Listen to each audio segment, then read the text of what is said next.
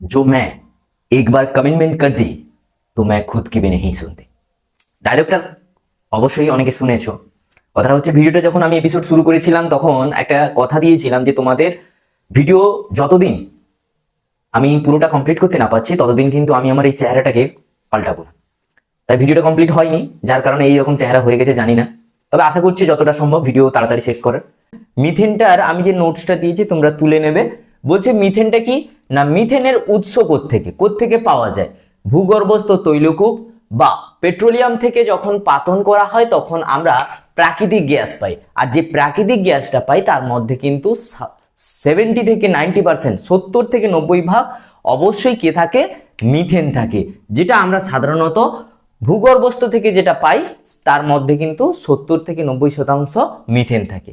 তাছাড়া যখন আমরা কয়লাকে অন্তর্ধূম পাতন করি তখন সেখান থেকে একটা কোল গ্যাস উৎপন্ন হয়। সেই কোল গ্যাসের মধ্যে 35 থেকে 40% মিথেন থাকে। তাছাড়া বায়োগ্যাস যে আমরা উৎপন্ন করি বা বায়োগ্যাস যে উৎপন্ন হয় সেই বায়োগ্যাসে প্রায় 60% মিথেন থেকে। এই জায়গা থেকে, এক হচ্ছে পেট্রোলিয়াম থেকে, দুই হচ্ছে কয়লার অন্তর্ধূম থেকে, আর একটা হচ্ছে বায়োগ্যাস থেকে।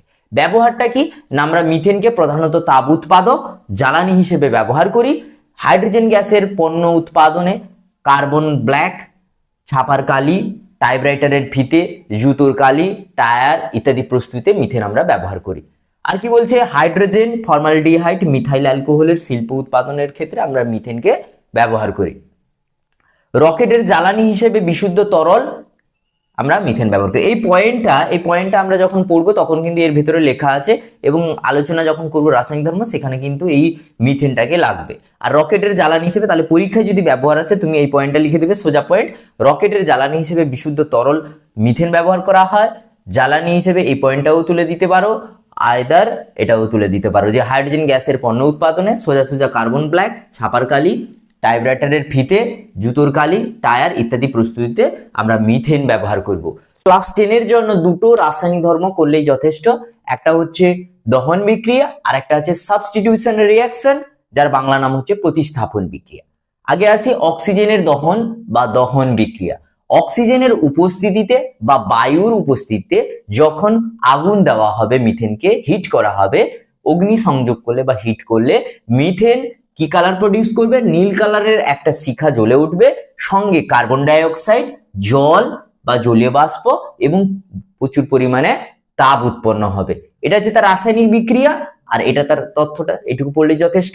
এবার আসি ব্যালেন্সটা করে নেবে যে methane, oxygen, carbon die oxide, জলীয় বাষ্প তাপ উৎপন্ন করে। এবার আসি প্রতিস্থাপন বা সাবস্টিটিউশন রিঅ্যাকশন। কি মিথেন ক্লোরিনের সঙ্গে বিক্ষিপ্ত সূর্যালোকের উপস্থিতিতে কি উৎপন্ন করবে? মিথাইল ক্লোরাইড এবং HCl উৎপন্ন করবে। সেই মিথাইল ক্লোরাইড পুনরায় ক্লোরিনের সঙ্গে বিক্ষিপ্ত সূর্যালোকের উপস্থিতিতে কি করবে? মিথিলিন ক্লোরাইড উৎপন্ন করবে। সেই মিথিলিন ক্লোরাইড আবার ক্লোরিনের সঙ্গে বিক্ষিপ্ত সূর্যালোকের উপস্থিতিতে কি উৎপন্ন করবে? ক্লোরোফর্ম উৎপন্ন করবে এবং HCl উৎপন্ন করবে। আবার ক্লোরোফর্ম ক্লোরিনের সঙ্গে বিক্ষিপ্ত সূর্যালোকের উপস্থিতিতে কার্বন টেট্রাক্লোরাইড এবং HCl বা হাইড্রোক্লোরিক অ্যাসিড উৎপন্ন করবে। এবার প্রশ্ন হচ্ছে, এটা হচ্ছে প্রথম ধাপ, ফার্স্ট স্টেপ, সেকেন্ড ধাপ, সেকেন্ড স্টেপ, থার্ড স্টেপ, এটা হচ্ছে ফোর্থ স্টেপ। প্রশ্ন কখনো কখনো দেয় যে মিথেনের প্রতিস্থাপন বিক্রিয়ায় তৃতীয় ধাপে উৎপন্ন জৈব যৌগের নাম কি? উত্তর হবে ক্লোরোফর্ম। প্রশ্ন দেয় যে মিথেনের প্রতিস্থাপন বিক্রিয়ায় দ্বিতীয় ধাপে উৎপন্ন জৈব যৌগের নাম কি? Methylene chloride. আর এটা সবথেকে ভেরি ইম্পর্টেন্ট, 3 আর 4 বলেছিলাম আমার শুরুতেই, যেটা বলা ছিল যে একটা গল্পের মাধ্যমে আমরা এটা পুরো চ্যাপ্টারটা পড়বো। এই গল্পটা কি আগে তো বুঝিয়ে দিলাম, এবার গল্পটাই আসে। গল্পটায় কি আসছে মুছে দিই। আচ্ছা, বলছে একটা বিয়ে বাড়ি, এখানে কর্তামশাই হচ্ছে সি, তার 4 জন ছেলে। কজন? 4 জন ছেলে। সেগুলোকে আমরা দেবো বড়দা, মেজদা, শেষদা, ছোটদা। ক্লিয়ার? এবার মনে করো মেয়ে পাওয়া যাচ্ছে না। এবার মেয়ে পাওয়া যাবে না, তার জন্য ঘটককে দায়িত্ব দেওয়া হয়েছে। এখানে ঘটকটা হচ্ছে পরমাণুর ক্ষেত্রে আমরা দেখেছি পাত্রপাত্রীর ক্ষেত্রে ঘটক, তার জন্য আমি নাম দিয়ে দিচ্ছি অনুঘটক। এগুলা অনু পরমাণুর যে বিয়ে করাবে তাকে অনুঘটক, সেখানে হচ্ছে বিক্ষিপ্ত সূর্যালোক বা H ল্যাম্ডা। এবার এ কি করবে? এর জন্য পাত্রী খুঁজছে, শর্ত বলছে যে আমি নিয়ে যাব একটা শর্তে, শর্ত বলছে যে যখন বিয়ে হবে তোমার একটা ছেলেই একটা ঘরে বিয়ে দেবে, মানে তার শর্ত হচ্ছে পাত্রীর মা বলেছেন যে তার দুজন মেয়েকে একসঙ্গে বিয়ে দেবে না, সেই ঘরের পাত্রী একজন। তার মানে হিসেব মতন কার্বন কর্তামশাই, এবার বিয়ে এখানে চারজন, চারজনের মধ্যে তাহলে একজন বিয়ে করতে যাবে, তার মানে হচ্ছে এইচ, এখান থেকে একজন পাত্রী আসবে সিএল, তাহলে এখানে থাকছে কটা এইচ, চারটে ছিল, চারটের মধ্যে একটা চলে গেছে, তার মানে তিনটে, তার মানে তিনটে মানে H3 থাকলো, আর এটা থাকলো।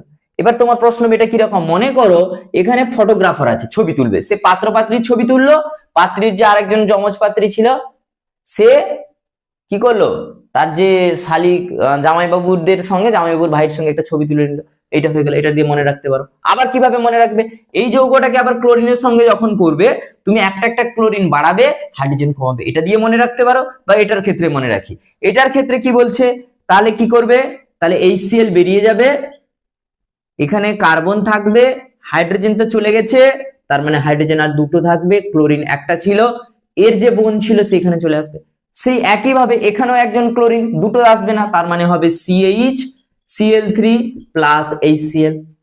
এবার মনে করো এখানে কি আছে, এটা বড়দার বিয়ে, এ বড়দা, এ মেজদা, এ শেষদা, লাস্টে যে দাদাটা রয়েছে, তাহলে সেখানে দাদা চলে গেছে, ছোটদা চলে গেছে, বৌদি বসে গেছে, তাহলে ছোটদা চলে গেছে মানে এখানে থাকছে কে, জেঠু মশাই কর্তা, তার সঙ্গে থাকছে কে, আর কোনো দাদাই নেই, তাহলে থাকবে কে, যতজন বৌদি এসছে তার বোন থাকবে, 1 2 3, তাহলে চারজন, তাহলে চারজন, এই তো কার্বন টেট্রাক্লোরাইড।